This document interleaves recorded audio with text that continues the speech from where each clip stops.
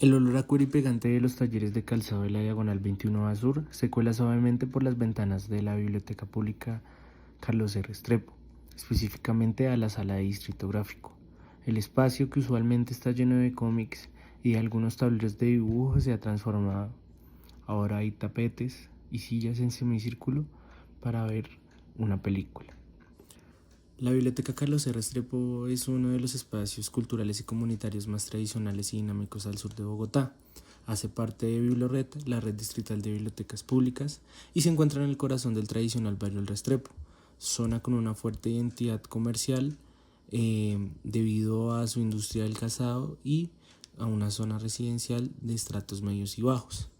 Este barrio y sus alrededores albergan a muchas familias trabajadoras, comerciantes de calzado y a personas en situación de vulnerabilidad. En este contexto, la biblioteca y sus funcionarios operan como un lugar de cuidado alternativo y seguro. El diseño de la presente curaduría se estructura a partir de un registro minucioso de selección de películas. La definición de criterios curatoriales son multidimensionales y es una organización estratégica de contenidos que se da en primer lugar con la pertinencia de abordar las representaciones de la marginalización y la habitabilidad de calle en los espacios urbanos de los años 80. A través de esta muestra cinematográfica se radica pues la capacidad del medio para actuar como un documento histórico y un testimonio de las transformaciones urbanas y sociales de esta época.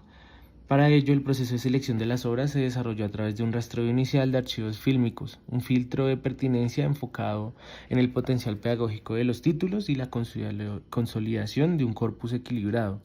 En este proceso incluimos el largometraje Gamín de Ciro Durán, un antecedente fundacional y obligatorio que aunque a fines de los 70 sentó las bases estéticas y temáticas para la década siguiente, al retratar la crudeza de los niños que habitaban la calle y denunciar la desidia social ante esta problemática. Asimismo, se integró Pepos, de 1983 de Jorge Aldana, una pieza que funciona como un ovni cinematográfico, por así decirlo, por su representación cultural y alejada de la pornomiseria filmada en Super 8 y visibilizando el consumo de psicotrópicos en la Bogotá de la época. También incorporamos el referente ineludible de Rodrigo de No Futuro, de Víctor Gaviria, que se rodó entre el 86 y el 88 en las comunas de Medellín, la cual captura la experiencia de ser joven y pobre en una ciudad sacudida por la violencia del narcotráfico a través del uso de actores naturales que vivían sus propias realidades. Y finalmente seleccionamos el documental Infierno Paraíso de Germán Pifano, que a pesar de ser del siglo XXI constituye pues un testimonio invaluable en retrospectiva que sigue durante 14 años la vida de un ingeniero en la mítica calle del Cartucho, reconstruyendo la memoria de este emblemático espacio de marginalidad bogotana. En segundo lugar, pues este corpus se rige por criterios curatoriales específicos, pues que buscan hacer una transversalidad entre lo temático, lo histórico, lo estético y lo político. Desde una perspectiva histórica y política, las obras que seleccionamos pues buscan mostrar y sensibilizar las profundas fracturas sociales de un periodo marcado por la violencia sistemática y los procesos de migración que se dieron desde el campo a lo urbano. En ese sentido, pues se posiciona el cine como un agente fundamental de memoria frente a las narrativas oficiales. El valor historiográfico de estas piezas como Gamín, que retratan la capacidad de funcionar como testimonio de la exclusión social, y también Rodrigo de No Futuro, que evidencia de forma extraordinaria el relato de una generación atrapada por la violencia, el narcotráfico y el desplazamiento, pero también la música punk y el metal como agentes de refugio de la rebeldía de las juventudes. Y sobre todo en el plano temático, pues las películas que se enfocan en lo que podríamos conceptualizar como geografías virtuales de la marginación urbana y la habitabilidad de calle, explorando pues así las realidades de quienes fueron empujados a los márgenes de las ciudades, de los espacios urbanos, y mostrando formas específicas de esta problemática como el consumo de sustancias psicoactivas retratado en Pepos, y asimismo pues se busca analizar producciones que van desde el registro documental clásico hasta la experimentización marginal y contracultural de la época, evaluando pues el lenguaje cinematográfico y su contribución a cuestionar o transformar los estereotipos sobre los habitantes de calle. Esto pues lo podemos ver en las condiciones de producción periféricas de Pepos, como en El Rostro Humano y Libre de Estigmas, que Infierno Paraíso rescata detrás de la exclusión.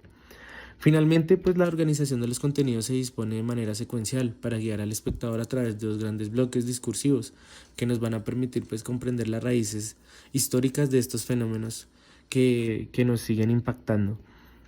La primera parte de la muestra se articula en torno a las geografías de la crisis y el entorno urbano, agrupando pues estas obras enfocadas en la transformación física del espacio urbano y el espacio público como primer escenario de segregación y sobre todo donde convergen las dinámicas de supervivencia en el espacio bogotano, lo cual se expone en Gamín y también en Infierno o Paraíso. La segunda parte se concentra en las subjetividades, en los imaginarios y las memorias de la calle, reuniendo estos títulos que evocan las relaciones sociales de la calle, la rebeldía y sobre todo las expresiones que dejan estos procesos de socialización donde dialogan las juventudes de las comunas en Rodrigo de No Futuro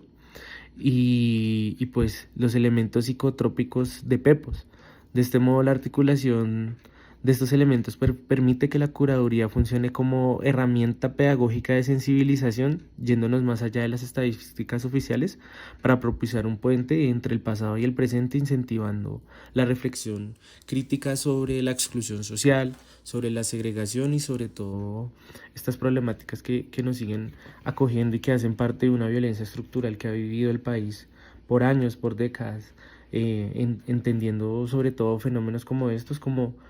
productos de situaciones también estructurales, individuales y particulares entre los sujetos.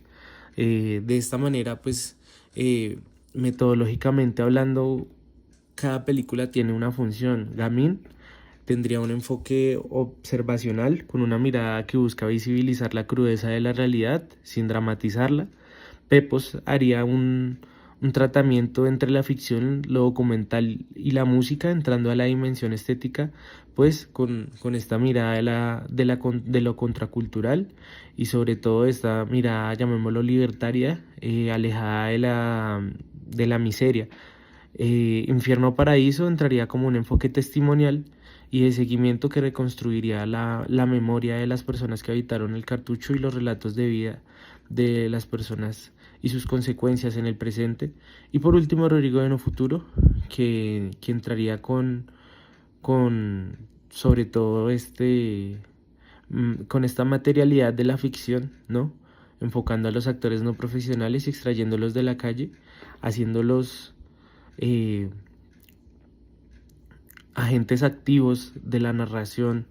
¿sí? Sobre estos procesos y sobre sus vivencias en este devenir histórico. La metodología en la aplicación de la mediación. Fase 1. Contextualización y preparación antes de su proyección. Esta fase inicial tiene como propósito preparar el terreno analítico y sensible de los participantes antes de la visualización de la película, pues se realizó una breve introducción en la que se exponía el contexto sociohistórico de la película elegida, como las dinámicas urbanas y de exclusión de la Colombia de los años 80 y los criterios curatoriales de la misma. Asimismo, se plantearon preguntas orientadoras o pistas de observación clave enfocadas en la representación de la marginalidad, el uso del espacio urbano y las dimensiones estéticas de la obra, con el fin de activar una mirada crítica, atenta y participativa durante la proyección. Fase 2. Vista activa y deliberación crítica. Esta etapa se da durante y después de la proyección, pues constituye el núcleo del cineforo y se divide en dos momentos continuos. Primero se procede a la proyección de la película de manera ininterrumpida, propiciando una experiencia estética y de escucha inmersiva. Inmediatamente después de la película se abrió un espacio de diálogo guiado y de deliberación colectiva a través de una moderación horizontal, pues se retomaron las preguntas planteadas en la primera fase para desentrañar la película y ver cómo tensiona o reafirma los discursos sobre la habitabilidad de calle, fomentando el debate en torno a las fracturas sociales representadas y al valor de las películas como documento de memoria histórica. Fase 3. Actividad de sensibilización y cierre. La metodología concluye con un ejercicio práctico de sensibilización diseñado para conectar las realidades del pasado con los fenómenos de exclusión de la actualidad. Los participantes realizaron una actividad de cartografía social o de creación de microrrelatos en las que contrastaron las representaciones de la marginalidad urbana, vistas en las pantallas con las dinámicas de la habitabilidad de calle. Aquí se observó los propios entornos cotidianos y este cierre pues buscó pasar la discusión de lo conceptual, apelando a las dimensiones afectivas y éticas de los integrantes del cineforo para generar empatía y reflexión y cuestionar los estereotipos heredados y propiciar una reflexión profunda y propia de la responsabilidad social frente a los sectores históricamente marginados. Algunas reflexiones. El cine como fuente de investigación social y memoria. No podemos negar, a partir de la realización de esta mediación pedagógica y de las reflexiones que nos ha brindado el seminario, que las imágenes fílmicas en efecto son agentes activos en materia de fuente válida para las ciencias sociales, ya que capturan las dimensiones simbólicas que los documentos muchas veces no pueden retratar, como gestos, lenguajes, estéticas y perspectivas sobre cómo se habita algún espacio.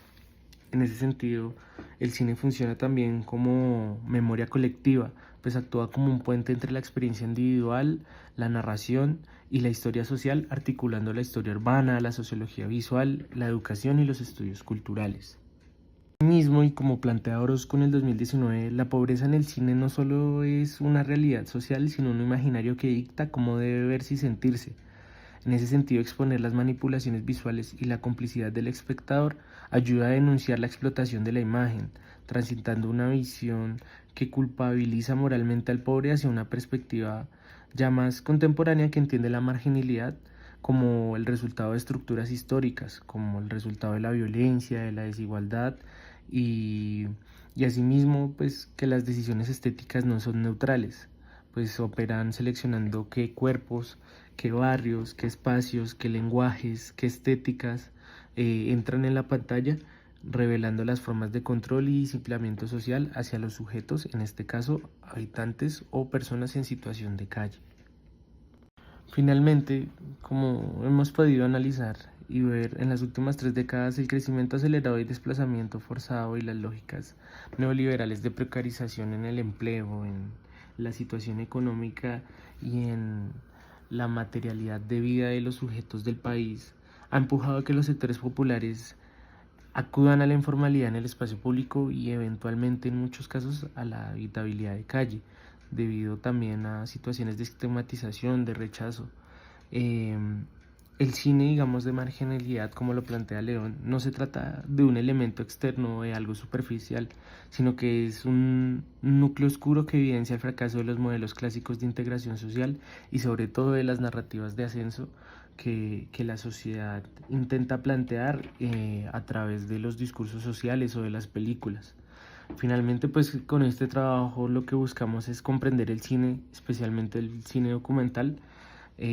como un participante en la construcción de los imaginarios sociales sobre la marginalidad y la habitabilidad de calle, analizando qué discursos pues produce o transforma y cómo estos configuran la percepción colectiva que hay frente a la niñez y a la juventud.